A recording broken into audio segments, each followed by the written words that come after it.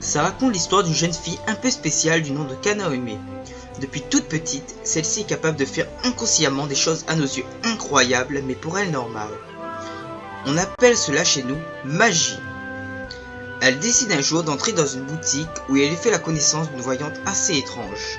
Profitant d'un moment d'inattention de cette voyante, Kanaohime va être attirée par un livre n'étant pas destiné à la vente sous les yeux apeurés de la femme. La salle s'illumina aussitôt.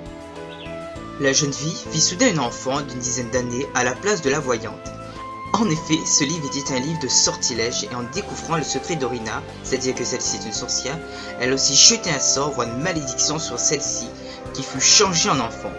Pour conjurer le sort, la magie est nécessaire, mais celle-ci doit être pratiquée par celui ou celle qui a jeté le sort. Kanaohime est donc contraint de devenir une sorcière.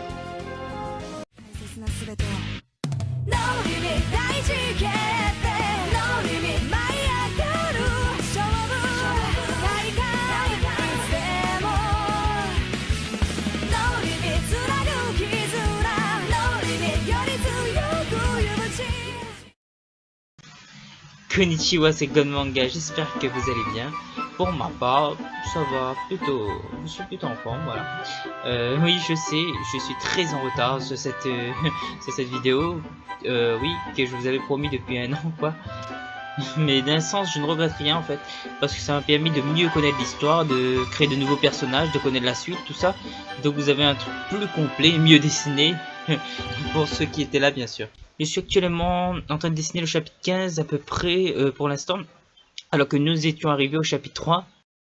Quoi? Qu'est-ce que t'as dit? Tiens, c'est pour toi. Paf! Ah, ça tu vas me le payer! Donc vous aurez beaucoup de choses à découvrir, ce qui est vraiment une bonne chose en fait.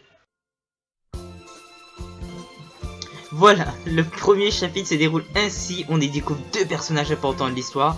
Bien sûr, d'autres personnages sont présents, mais je n'ai pas parlé pour l'instant. Au début, ça devait être un simple Magical Girl, mais pour ceux qui le savent, pour le manga sorcellerie, j'ai décidé de choisir des gens, voire des amis, comme personnages de l'histoire. Et à chaque nouveau venu, l'histoire a évolué pour passer de peu à peu à Magical Girl, à Shoujo évoluant en Shonen, pour même partir jusqu'au Seinen. Il y aura beaucoup de clins d'œil de notre anime placés volontairement. Je vous souhaite bonne chance pour tous les repérer.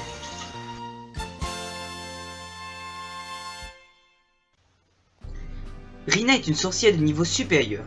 Son pouvoir était grandement diminué lors de sa métamorphose en enfant. Elle possède néanmoins toujours cette attitude spécialisée telles que la télékinésie, la télépathie et même le pouvoir de lire dans les pensées. Elle paraît très stricte, mais cache en elle une personnalité très douce et gentille. Elle va être le professeur de Kanaohime et de ses trois amis. Kanaohime est une jeune fille passionnée de chant, de dessin mais aussi de manga. Elle utilisait la magie sans s'en rendre compte avant de faire la connaissance de Rina. C'est d'ailleurs celle-ci qui va lui apprendre la magie, mais aussi à utiliser ses pouvoirs. Kanaohime est une fille plutôt calme en général, mais peut aussi s'exciter à la vue d'un fait qui l'intéresse. Héloïse, de son surnom Elou, est la meilleure amie de Kanaohime, qu'elle appelle aussi Nana. À la fin du chapitre 2, elle apprend le secret de notre héroïne, c'est-à-dire que celle-ci est une sorcière, et sera sous la menace de Rina, contrainte à devenir une sorcière elle aussi. Contrairement à ses amis, Elou préfère utiliser ses poings pour se battre, mais sait aussi utiliser la magie quand besoin s'en demande. Elou est un personnage qui déteste perdre et a envie d'être la meilleure en tout. Rakuen apparaît pour la première fois dans le chapitre 2 à la rescousse de Kanaohime qui s'est fait attaquer par des monstres. Rakuen est un personnage intéressant mais aussi mystérieux. C'est aussi une stratège hors pair. Lola est la quatrième sorcière que nos amis cherchent au début de l'histoire. Sa magie est différente des autres vu qu'elle a eu un autre tuteur de magie auparavant. Elle aidera nos amis à combattre Behemoth lors de sa première apparition. C'est une fille adorable qui adore les bonbons, mais fait aussi beaucoup de bêtises. C'est aussi l'un des personnages que je trouve le plus marrant dans l'histoire, mais elle peut aussi se montrer sérieuse quand il le faut. Adriti a sauvé nos amis à plusieurs reprises. Il est toujours là au moment où on s'y attend le moins. Son énorme pouvoir sera révélé lors du combat contre Behemoth qu'il terrassa sans problème. C'est un garçon qui porte en lui de grandes responsabilités qu'il ne respecte jamais. Et la seule chose qu'il cherche à faire, c'est se divertir, ce qui va d'ailleurs lui tirer des ennuis contre les loups qui le provoquera dans le chapitre 2. Pendant le test dans le domaine de sorcellerie, nos amis ont fait la connaissance de 2 fées sirènes. L'une d'elles se nomme Audrey. Celle-ci les a aidés à se défendre contre d'autres sorciers qui les avaient défiés. Elle refera son apparition dans le 2e acte. Son pouvoir de prédilection est l'eau. Aurore est la meilleure amie de Audrey. On pourrait même les considérer comme sœurs. C'est la princesse dans le royaume caché sous l'océan. Elle aura beaucoup d'importance dans l'arc 2 de sorcellerie. Son pouvoir à elle est celui du feu.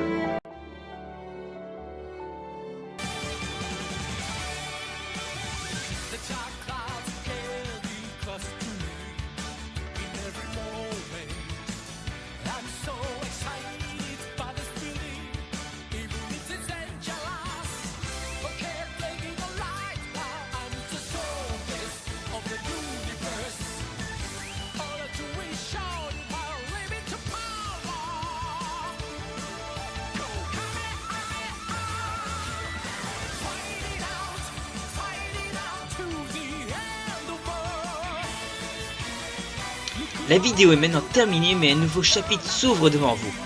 Si la vidéo t'a plu, n'hésite pas à liker, à partager ou à t'abonner. Ça fait bizarre de dire ça.